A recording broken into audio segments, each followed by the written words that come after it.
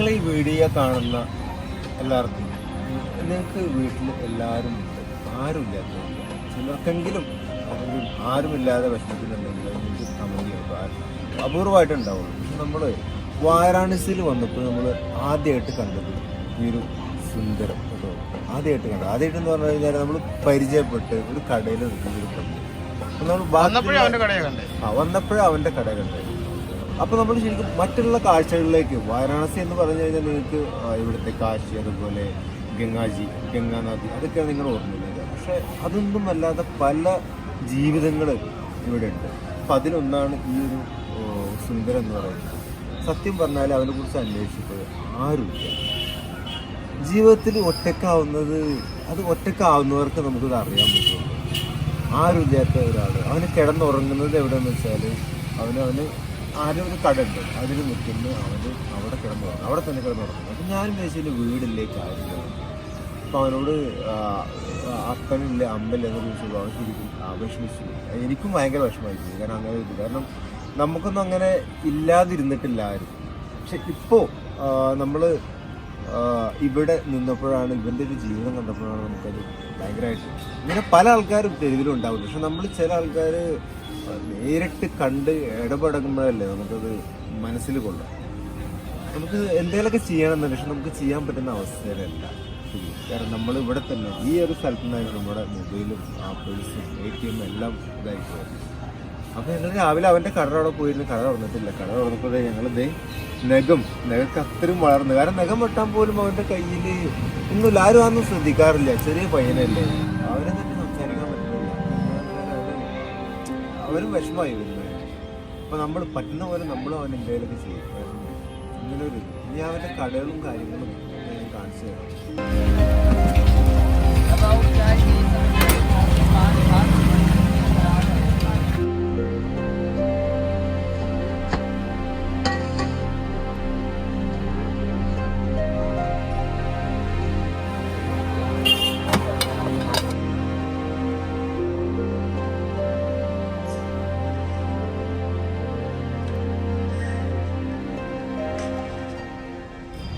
എന്നാൽ ഇങ്ങനെ പല ആൾക്കാരും നമ്മുടെ ജീവിതത്തിലൂടെ കടന്നു.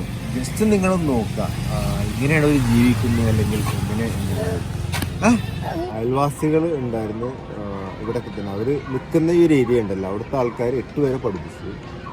പിന്നെ അവർക്കും പറ്റില്ല. സത്യം പറഞ്ഞാൽ ഒരാളിനെ എത്രത്തോളം അവർക്കും കപ്പാസിറ്റി ഇല്ല. ഇവിടെയൊക്കെ എന്ന് പറഞ്ഞാൽ ഇത്രയും പാവപ്പെട്ട ആൾക്കാരുള്ള ആൾക്കാർ, ഇത്രയും പാവപ്പെട്ട ആൾക്കാർ.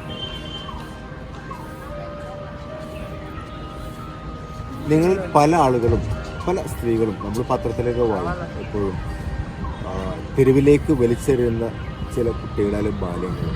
അവരൊക്കെ ഇങ്ങനെ ഏതെങ്കിലും തെരുവിൽ ആരുമില്ലാതെ ശരിക്കും ജീവിക്കുന്നുണ്ടാവും. ചിന്തിക്കുക, അതൊന്നും ഒരിക്കലും ചെയ്യാതിരിക്കുക.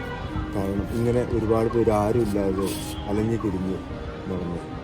ഇതൊക്കെ നമ്മുടെ കണ്ണിൽ പെടുന്ന ഒരുപാട് കാര്യങ്ങൾ, പക്ഷെ കണ്ണിൽ പെടാത്ത ഒരുപാട് കാര്യങ്ങളുണ്ടാവും. അതൊക്കെ ശരിക്കും നിങ്ങൾ ചിന്തിക്കേണ്ട ഒരു കാര്യമാണ്.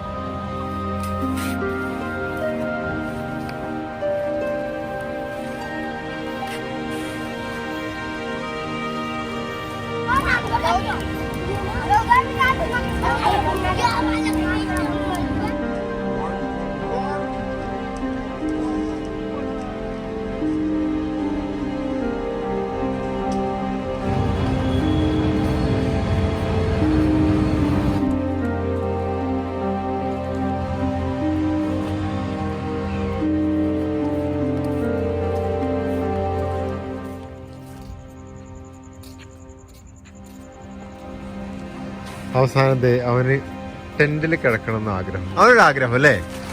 നമ്മളത് തീർത്തു കൊടുക്കണ്ടേ അല്ലേ ദീപു? അപ്പൊ അവന് വേണ്ടി ടെന്റ് അടിക്കട്ടെ. ഞങ്ങളിവിടെ വണ്ടിയിൽ തന്നെ കിടക്കും. ടെന്റൊക്കെ സെറ്റായിട്ടോ, ആളതിൻ്റെ ഉള്ളിൽ സെറ്റായിട്ടാ. Good night. Good night. യാത്ര നമുക്കായി സ്പോൺസർ ചെയ്തിരിക്കുന്നത് ആറന്മുള കണ്ണാടിയുടെ അംഗീകൃത ശില്പി വിഷ്ണു മുരുകൻ ആചാര്യയുടെ ആറന്മുള മെറ്റൽസ് എന്ന സ്ഥാപനമാണ്. വളരെ നല്ല നിലവാരത്തിലുള്ള ആറന്മുള കണ്ണാടി ഉത്തരവാദിത്തത്തോടെ നിർമ്മിച്ചു നൽകുന്നതിനായി എന്റെ സുഹൃത്തു കൂടിയായ വിഷ്ണുവിനെ നിങ്ങൾക്ക് കോൺടാക്ട് ചെയ്യാവുന്നതാണ്.